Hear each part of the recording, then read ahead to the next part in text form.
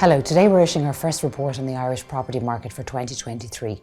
This report looks back on the performance of the housing sector over the course of 2022 and provides some insights into what we can expect for the year ahead. As we began 2022, we had been very optimistic that after two very turbulent COVID-filled years, that 2022 would be the year of normality. Unfortunately, the outbreak in Ukraine and the associated economic challenges all proved to make it a more challenging year than we had initially anticipated. That said, transaction activity in the residential market remained very robust. From the data available today, we can see overall activity increased over 7% year on year and indeed was ahead of its pre-pandemic levels. Within that context, the new home sector has performed particularly well, with new home sales in 2022 up 35% year on year and up over 16% when compared to 2019. To put that in context, it's important to remember that the new home sector did suffer significantly during the COVID years, particularly with lockdowns fueling delays in terms of construction activity. A lot of those units were completed and sold in 2022, leading to this upsurge in terms of activity. Having said that, this trend line of increased supply in new homes is unlikely to repeat it in the year ahead. The much anticipated V-shaped recovery for housing supply is now unlikely to be achieved in the short term. Data available today shows that planning permission data and commencement data are both contracting.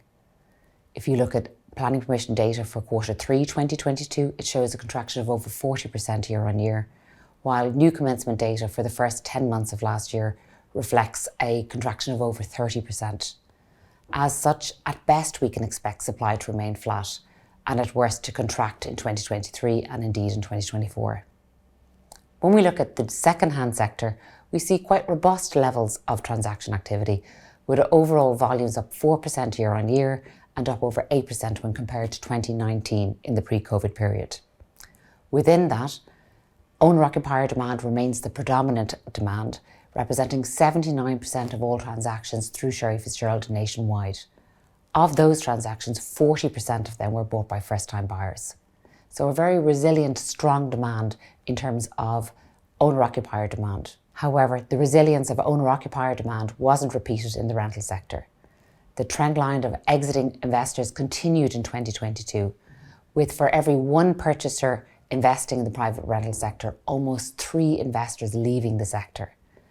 This trend line is having a perilous impact in terms of rental supply, and without a significant government intervention, we can expect to see even lower stock levels in the rental market in the year ahead. Now, when we look at price performance, we see quite a resilient level of price performance. For the first couple of years in the post-COVID era, we saw very high levels of price inflation, above trend. At the beginning of last year, our expectation was that that level of price inflation would moderate, and that proved to be correct. In overall terms, average values rose by 5.7% nationwide, and this compared to price inflation of just under 10% the previous year. Within the Dublin market, we saw price inflation of 5.2% compared to 7.2% the previous year. So a more modest level of price growth. As we look to the year ahead, our expectation is for that trend line to continue. We are expecting quite resilient demand and a positive supply, and cognizant that we're in a rising interest rate environment. So in overall terms, at this point, we're expecting price inflation in the order of 2 to 3% in the year ahead. So all in all, when we look back at 2022, we see a strong, resilient demand, we see good, healthy levels of transaction activity, and we see a more moderate level of price inflation. And that trend line is expected to continue into the year ahead. Indeed, the biggest fallout from the war in Ukraine and the associated geopolitical challenges will be on supply. As I said earlier, the much anticipated surge in supply in the year ahead is now unlikely to be achieved, with at best a flatlining of output and at worst a contraction in supply in 2023 and indeed into 2024. Thank you.